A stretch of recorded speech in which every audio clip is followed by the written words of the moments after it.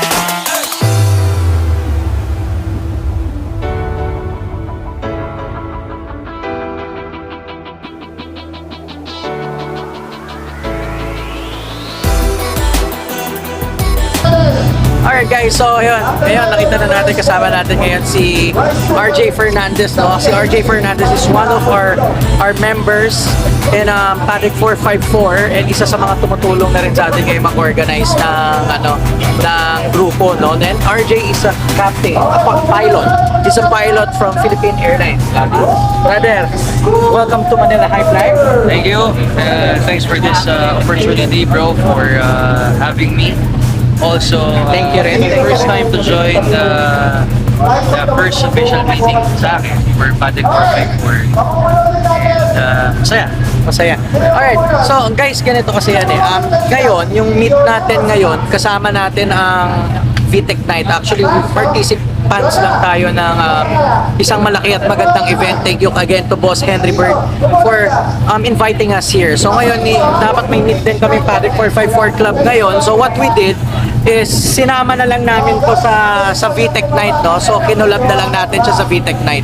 Kaya Brother RJ, we have 3 questions na questions natin to palagi sa campaign natin ng The Search of the Remaining Honda Paddock 454. Brother, bakit Honda SIR ang pinili mo? So we have to cut the video, we have to reshoot again kasi nga medyo umuulan, no? Biglang umulan. Pero hindi tayo mapipigilan ng ulan bago umalis na si Cap. No? So guys, once again, it's we have Captain RJ Fernandez. Hello, what's up, guys? Yan, one of our members who helps our Paddock 454 Club na ma-organize ng maayos, no? Yeah. Ngayon, brother, game, tuloy na natin yung 3 question.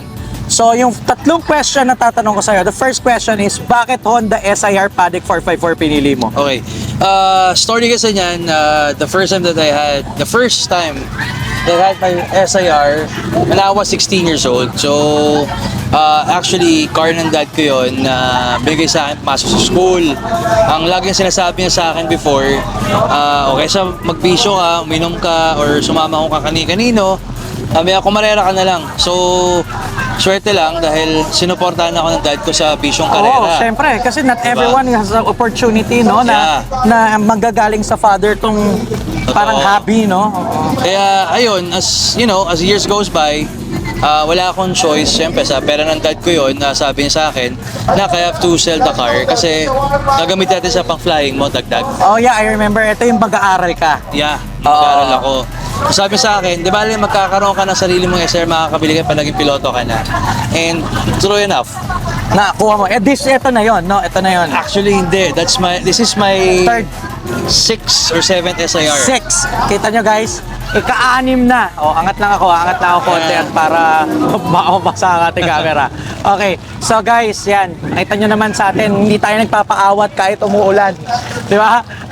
So, kailangan makuha pa rin natin ng syempre ang lahat ng mga stories ng mga partner natin dito sa mga members, mga kasama natin, mga kapatid natin dito sa Paddock 454. Kasi each and every story could influence, you know, at the same time maka-inspire ng mga tao, lalo na yung mga gusto maging Paddock 454 or gusto members or gusto makabili ng mga Honda SIR Paddock 454, di ba? So, brother, second question and third question, 2 question na lang tayo. Sige, go. The second question, anong mga challenges ang inabot mo dito sa SIR nung nagbuo ka ng SIR? Dito sa latest mo na lang. Or sige, kahit dun sa mga naging SIR mo. Sa mga naging SIR ko before, kasi Pinakamahirap na challenge pinakamahirap is yung mangangapa ka sa first engine. Kasi de-declare sa'yo ng pinagbilan mo, okay, kargado, maayos. Oh. Pero eventually, syempre hindi ka mapapanatag kasi una, ang gagawin mo dyan is kailangan mong buksan yung makina because you have to check if it's really true, kung true enough yung declare nila sa'yo. Diba? So, ako, only to find out, not all was true during that time. So, I have to rebuild the car. Especially na naka-Type R yung binili ko. Yung unang bili ko, sa akin naka-Type R. So, sabi ko nun, bubuuin ko na talaga yung kotse, di ba? Yun, ang thrill doon is yung mangangalikot kayo ng mekaniko mo, although kilalang mechanic siya. Sabi ko sa kanya, malaki bang gastos? Yun ang pinakamasaklap doon, yung gastos eh. Parang sabi ko, mapapa-PI ka na lang talaga sa gastos eh. Di ba? Kasi yung gastos mo sa kotse is parang dumoble. Exactly. So yun yung mahirap eh. Yun talaga yung mga challenges. Yung True. kapag di mo alam kung di sariwa. Yeah. Tapos yung mga learning stage eh. Yung tinatawag Yes. natin enrollment stage, di ba? True, Yun true. yung mga enrollment. So guys, lahat tayo o lahat kami ay dumaan dyan sa mga enrollment stage na yan. So marami kaming technicalities na mali. Dahil minsan gusto namin ang ganda lang tignan. Yeah. Minsan kala namin okay. Pagpipilitan namin, hindi kami makikinig sa mga nauna. Totoo. Tapos yun, ang nangyayari, nagkakamali rin kami. So guys, yan yung second na question na inano natin. Oh. Yung mga challenges, yan yung mga challenges na inabot ni RJ sa kanyang mga SIR. No? Bro, ngayon ano ang happiness na inabot mo sa SIR no nagka-SIR ka? Okay, happiness is okay. First is the year model of the car kasi syempre it's an old school. I consider it already old school kasi it's a 24, 25 years old Yes. vehicle, no? So for me, napaka-rare na lang yung tumatakbong sariwa. Okay. So, nakaka-proud lang kasi dahil sariwa Nakakuha yung ka na. nakakuha ko ng sariwa. Yes, exactly. No, from the body, okay, wala ka na masabi. Tapos, alam mo yun, yung happiness is yung na-appreciate ng mga bata na hindi nila age. Yun ang nakakatuwa kasi you Diba? know, kahit matanda na yung kotse natin, laban pa rin eh, di ba? Laban pa rin. Imagine, merong mga pinanganak ng mga 2006, 2007, pero they appreciate the SIR, Oh yeah, di ba? yeah. Marami tayong kasama, 14 years old, 13 years old. Gano'n pa lang. Oh, so yun guys, once again, hindi na namin mahabaan yung storya kahit gusto namin kasi papakita ko sa inyo kung ano nangyayari dito sa area namin ha. Pero once again, Brother RJ Fernandez, Captain Thank RJ. you, thank you. Makikita niya, pag sumakay kayo, Philippine Airlines, sakyan nyo Philippine Airlines. Magagaling mga piloto doon. Guys, once again, Brother RJ Fernandez. Pero bago lahat, papakita ko muna sa inyo kung bakit kami magka-cut muna.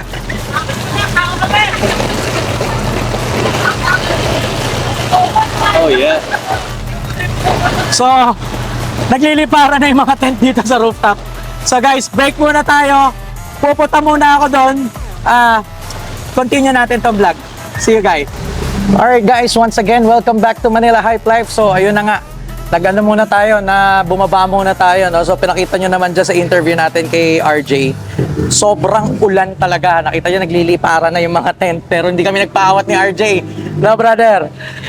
Kailangan tapusin ng interview para sa inyo lahat. So ngayon, kasama naman natin ngayon si Ralph. Si Ralph Delgado. Delgado na, brother. Yeah. Ralph Delgado. So, guys, meet Ralph Delgado, isa sa mga matatagal na rin. Matagal ka na rin nakaregister. Parang last year pa. Kasabay na yata ito ng first batch, no? Yes, yes. Yes, so kasabay sila ng first batch ng mga shirts natin. So, matagal na rin. So, Ralph Delgado, once again, welcome to Manila Hype Live. Hi, guys. Ayan, so, brother, ngayon ito yung first meet natin, di ba? Kasi mga last meet Oo, hindi tayo hindi nagkita tayo eh. nagkita. Oh, kaya ngayon ito yung vlog mo ngayon, vlog moment mo ngayon. So kapatid, may tatlong question lang ako. Same to sa questions na mga tinanong natin sa kanilang lahat. So, ang first question natin, bakit Honda Civic SIR Paddock 454 ang pinili mo knowing na ang daming kotseng magaganda na modelo pa na kapresyo halos ng Paddock 454. Kasi ang story kasi nung car ko, bumangga yung lumang car ko tapos suddenly, syempre 90s kid tayo. Ilan taon ka na ba? Nasa 32. 33 pa lang, 33 gano'n. Ngayon, pagdadaan ako sa S-Lex, sabi ko, may Civic, SIR. Lagi sa misis ko. Ngayon, siya yung tinatanong ko lagi, bibili ba ako noon? Sabi niya, ikaw, up to you. Pero that time, gusto ko mag-hatch. Sino to? Your wife? Your wife? Yeah, yung oh, wife your ko. wife. Okay. And then, sabi niya, hindi, SIR na lang kasi dream car ko yun. Dream car mo din yun. So, nung way back, na college days, syempre pag SIR ka dati, iba yung dating mo. Iba talaga. Until Ngayon, now. Until now. Until now. Oo. And then, ayan, natupad namin. Kaya pinili namin yung SIR. SIR. Okay. So, kaya SIR. Yun yung story nun. Pero maganda kasi, alam mo yung story mo.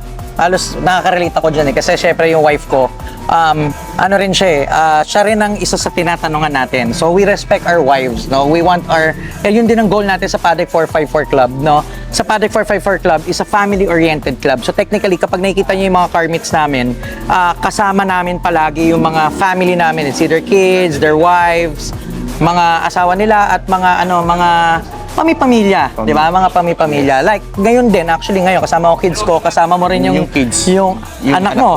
Oh, ilang taon na yung anak mo? 1 year old and 5 months. 1 year old and 5 months, di ba? So, train them young. No? Train Yes, them young. train them young. Kahit nagre-reklamo na kanina sa init. Sobrang init kanina, pero ngayon sobrang lamig kasi sobra naman yung ulan. So, guys, ngayon, brother, second question. Anong challenges ang inabot mo sa Paddock 454? Sa Honda SIR mo, anong mga challenges ang inabot mo? Ang inabot ko lang na challenge doon, after 1 year na nasa akin yun, kumatok talaga yung makina niya. Kumatok? Yes, kumatok. As in, blown engine? No, nagnaing-naing siya. Ah, Sabi nga ni Akla, may kumakatok ka boss doon. Ngayon, so sabi ko, nag-isip ako kung bubuuin ko o papalit ako makina. And then, may isa akong kaibigan, ayun nga, binenta niya sa akin yung B20 niya. Tapos yung stock block ng SIR ko, tinago ko, pin-reserve ko na. pero ayos pa. Ayos naman. Na-refresh mo Na-refresh na. Very good. Kasi bumili ako ng bagong crank. Okay. So, Yun yung naging problem so yung crank. naka-B20 ka na ngayon? Ngayon B20. Okay. So ngayon, okay na. Okay na. Okay na lahat. Okay na lahat. Smoothly na. Smooth. Ayun, enjoy na with the family, no? Yes. Ayan. So yan, marami pang pupuntahan yan sa sakyan mo ng mga meets natin na with families, no? With our families. So brother, third question.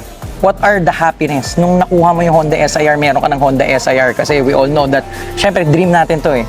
It's not easy to buy a Honda SIR Paddock 454, especially nowadays. Kasi ang presyo pa rin ng Honda Civic SIR Hindi na nababa. Paddock 454, di bumababa. So, Tumataas. technically, yung mga prices pa rin yan, nasa mga 500,000, di ba? 500,000, Yes, 700,000, no? So, ganun pa rin ang mga price niya, hindi pa rin bumababa. Anong happiness ngayon at meron ka na nito?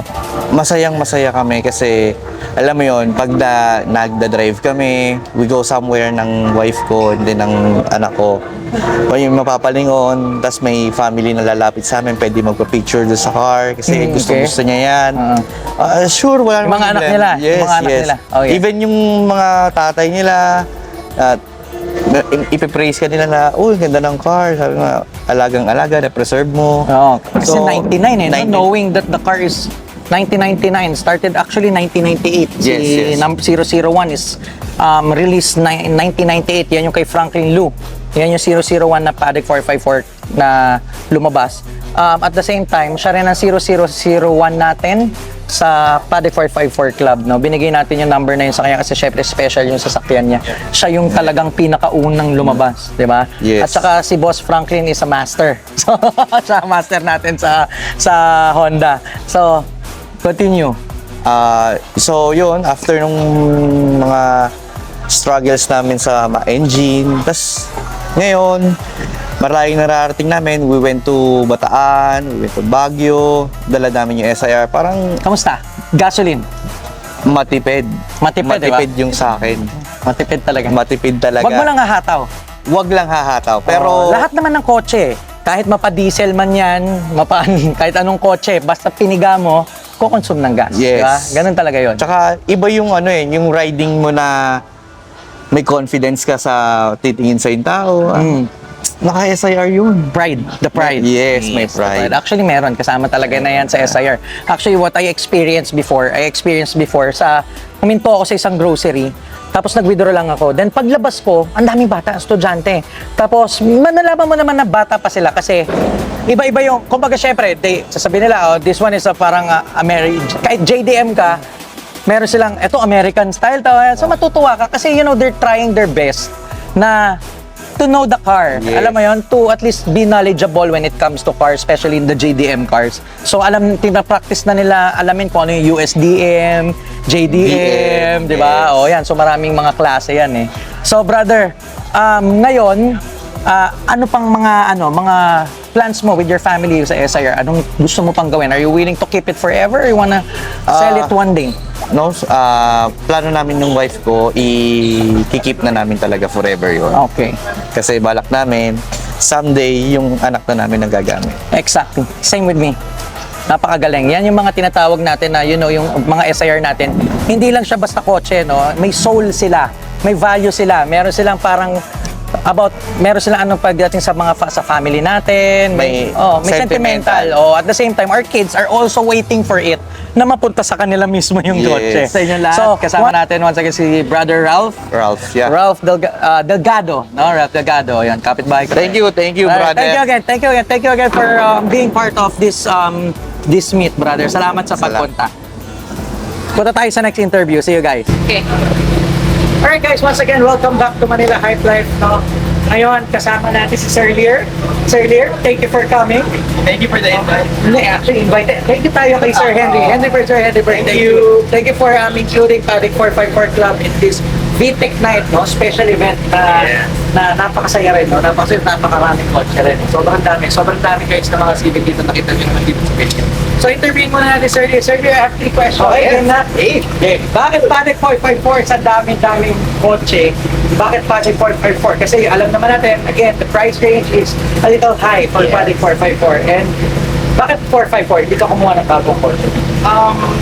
For some reason, well, 454 yung SIR, kahit more than 2 decades na, one, taas ko rin yung respeto sa kanila. Oh, yeah, the respect. Oo, medyo, of course, there's Popularity. pag Honda, pero Yeah. iba pa rin pag SIR, they really kind of, Oh, yeah. medyo may respect. May standard. Yeah. So far, ayun, tapos, paki-Honda talaga eh. Meron din ako ng Honda motorcycle. Ah, Pero hindi okay. naman siya, yung mga big bike, hindi Ah. ako kalaki. At saka I used to work for Honda before. Oh! In Alabang. So, back when this model came out, sales executive talaga ako. Honda. So, that time, when it was That's 1998. 1996 to 99, I was there Wow. in Alabang. So, Is this first own? No, nakuha ko sa 2002. 3 years siya, Oh, yeah. there was a foreigner. 98, 99, 2000, 2001, 2002, 5 years. 5 years after. 3 years, 99 siya release. Okay. 2002 ko siya nakuha. Okay. So sa akin, ilan na 24? Ano na? 2024. Parang 24. More than 2 decades na. More than 2 decades. So, yun, other than of course, merong talagang given there's a respect for the model, hindi talaga siya nagpapaiwan eh. Hindi talaga. Hindi nagpapaiwan eh. At mukhang hindi siya may iwan. Oo eh. So, tapos yun, alagaan lang naman siya. Lahat naman ng pyesa Available. Available. Tsaka meron talagang lifespan lang yung mga parts niya eh. Yeah. Susunod din lang yung parang schedule of things that need to be Yeah, yeah. replaced, timing belt and all of Maintenance, that. yeah. Maintenance. Just do that faithfully. Walang problema. Sir Lear, Yes. sa second question natin, anong challenges? Challenges, yun, kailangan lang kabisado mo yung mga parts na kailangan palitan pag dapat mo talaga sila. Dapat magaling din na mekaniko. Dapat Mekaniko, marunong yeah, kailangan mag-alaga Kabisado. Kailangan mag-alaga kayo ng mekaniko na Kabisado. kabisado yung auto nyo para hindi Marami na kayo... marami magagaling dyan. Nandiyan ang mga marami, napakarami. Marami, oo. Importante yung for any... Saan lang kayo mas komportable, di ba? Kasi for any, kahit naman bumili ka ng bagong kotse, eventually, may bibigay. 2 years. Gamitin mo lang yan, Oo. 3 days. Ano na yan, second hand Even yan. for electronics, may after sales. Yung after sales talaga importante because that will maintain the longevity Yes. ng sasakyan or any other technology for that matter. Pag walang after sales support, service, dun mahirap. Hindi naman mahirap. Hindi ka tulad, marami tayong parts kasi. Marami parts sa EK. Lalo na sa SIR dito locally kasi locally yan ginawa. So talagang dami natin parts dito. Dami from Japan din na compatible or Yes, talagang even pwede US, siya. order Even sa US. eBay or sa Amazon, meron naman. Alright. So ano Sir Lear, third question, pinaka-happiness Happiness. na nakuha mo yung Honda. I mean, you're driving a Honda Oh. until now, Oo. So, doesn't matter what. Honestly, I got this 2002, second hand, 3 years ginamit ng foreigner, he was leaving, ma-reassign na siya sa isang ibang country. Since 2002 up to now, 2024, so 22 years. 22 years ko siya ginagamit. Yung happiness is, basta alagaan lang talaga yung Reliable. Walang problema siya, walang Kasabay, even kasabay siya. matulin talaga siya. Actually, ito, back then, nung wala pang speed limit sa SETEX, nakuha ko siya stock, walang yung exhaust, yung stock lang, yung mags na, yung stock pa rin, kabilang naman. Tapos ng 215 kilometers. Hindi pa naka-floor. May angat pa. Kaya lang, yung brother ko, sabi niya, bitaw na. Oh, delikado. Pero, imagine for... That was what year? Siguro mga 2010, mga ganon. Pero ngayon guys, ngayon medyo mas marami ng kotse. Ingat lang tayo. Oo, Ingat lang tayo for wag na. driving. Love life. Wag ano, we promote Wag na. really safety, Yes. road and safety. Yun lang Tandaan naman. nyo, isang beses ang buhay, walang rewind.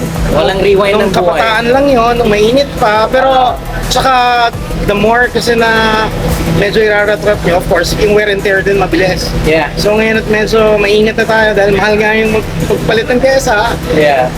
Ay, takbong... Hinay-hinay lang. Takbong Hinay-hinay. gwapo lang. Takbong pogi. Enjoy lang. Enjoy lang. So you enjoy most of the time is the speed. The speed, The liability. reliability. Yeah, okay. Reliability. So sobrang yan, no? Sobrang sarap niyang gamitin kahit Yes. pang araw-araw. Actually, daily nga eh. Daily ko yung akin. Oo, Yung daily. and then daily siya. Tapos, yun, never ako nagkaroon ng problema.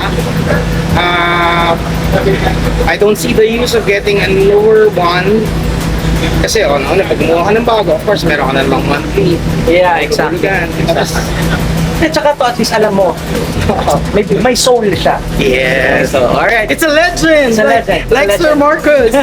He's a legend. No, our Honda Civic SIR is iconic, really iconic. So, Yes, I ingatan natin kasi alam mo, time will come, sobrang marami nang maghahanap pa niyan lalo kasi syempre collectibles Yes. collectibles. Alright guys, once again, thank you Sir Lim. Alright guys, so ayun na nga, tapos na nga yung VTEC night, no? Pero sa atin, tapos na yung VTEC night kasi pauwi na tayo, pero sila, may fun run pa sila, no? So ito yung VTEC night na magfa-fun run pa talaga sila. So magfa-fun run sila lahat hanggang, I don't know, kung Tagaytay yata or sabi, tapos babalik. So, parang ganun yung itinerary. So, pero always remember, VTEC night is not about, it's not racing, no? It's not racing. So it's just for gathering mga naka-Honda, naka-VTEC, no? From my knowledge. So makikita nyo napakaganda ng concept nila Boss Henry Bird, no? This is to collab everyone with the same passion. Tapos i-collab yung mga same mga groups na may same, iisa lang naman yung parang goal natin, di ba? Is to create a community that, will unite each and everyone who have the same passion. Yun. So, yun nga guys. So, yan ang VTEC night. Pakisundan sila, pakifollow sila, at marami pa silang gagawin after nito. Because this is their first, yata, if I'm not mistaken, na event nila. So, we are really lucky, and at the same time, we are really blessed to be part of this event, no? So, guys, we would like to thank you sa lahat ng mga patuloy na sumusuporta sa Manila Hype Life, and thank you for subscribing and liking our channel, no, ng mga videos natin. Salamat sa inyong lahat always, no. So this is our chapter 2 for Manila Hype Life, and marami tayong gagawin, may mga na-reform tayo. So guys, please subscribe and watch our videos, at sana magustuhan nyo pa yung mga gagawin natin videos. Once again, we'll see you again next time. Thank you for watching Manila Hype Life.